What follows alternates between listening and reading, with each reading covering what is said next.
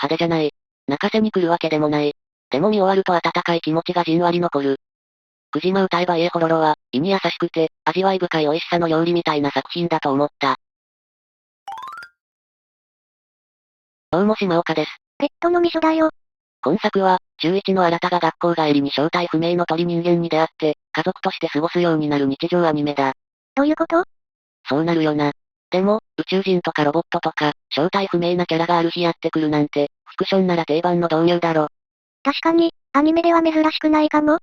で、このクジマはかなり鳥に見える。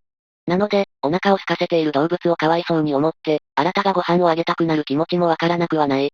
でも画像見たらすごく大きいよね。人間の大人くらいだな。怖くない？最初こそ怖い。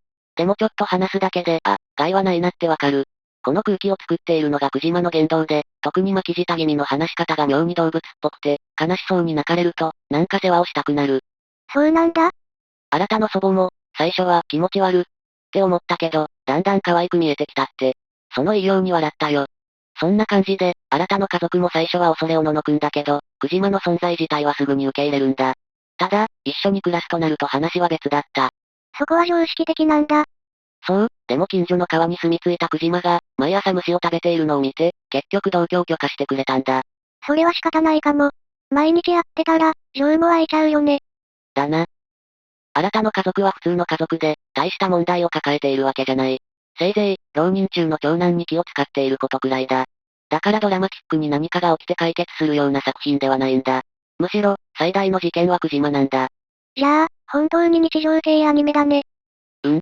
ただ、その家族のなんとなく固まってしまった日常を、非日常な存在のクジマが、少しずつ動かしていく。長男に遠慮していた両親の空気が少し緩む。受験しか見えていなかった長男の視野が少し広がる。そんな、少し息がしやすくなったな、くらいの小さいけれど、確かな変化を描いている。大げさじゃないんだね。そう、そっと気遣いを置いて出て行ってくれるようなさりげなさがある。だから見ている側も疲れないし、心地よい。クジマの正体は最後まであまりわからない。人に隠れて森で暮らす種族で、ロシア人に育てられて、仲間を探しに日本へ来たことくらいだ。でも料理が上手で、バレエも踊れて、人並みの教養もある。奇妙な存在なんだけど、たまに常識的で芯を食ったことを言うんだ。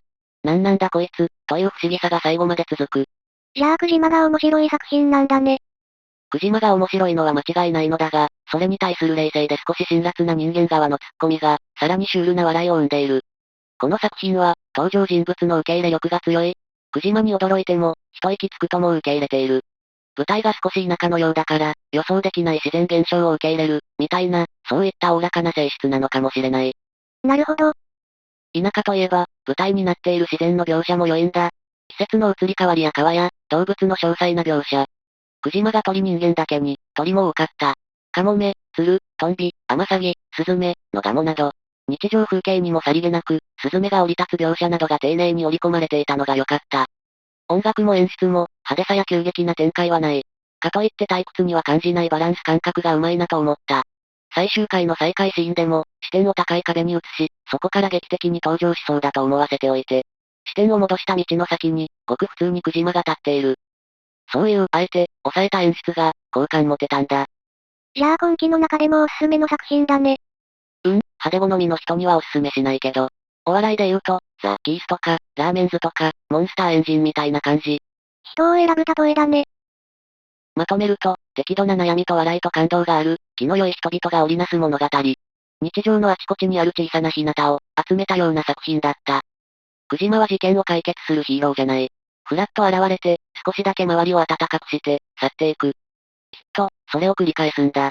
そんな姿を想像したら、ライトなトラさんみたいだなって思っちゃったよ。あははは。そんなわけで、クジマ歌えばええほろろを最後まで見た感想だったよ。個人的にツボだった、地味に好きなシーンがあるんだ。どんなの？唐揚げを作ったお母さんが、クジマが鳥なことに気がついて共食いになるのでは、と言いよどむんだ。すると新が、何言ってるの、タカもフクロウも鳥食べるじゃん、と、何も問題ないことを伝えるんだ。冬アニメの人外教室の人間嫌い教師で、魚の加工食品を拒絶する人魚の生徒に違和感があったから、別作品なのにスッキリした。この手の同型種族間での接触に対するタブー視は、毎回違和感あるんだよ。島岡は、状況によっては、共食いやむなし派だから仕方ないよ。忌避する方が多数派だろうからね。最後にちょっと生々しくなっちゃったけど、また次回。またねー。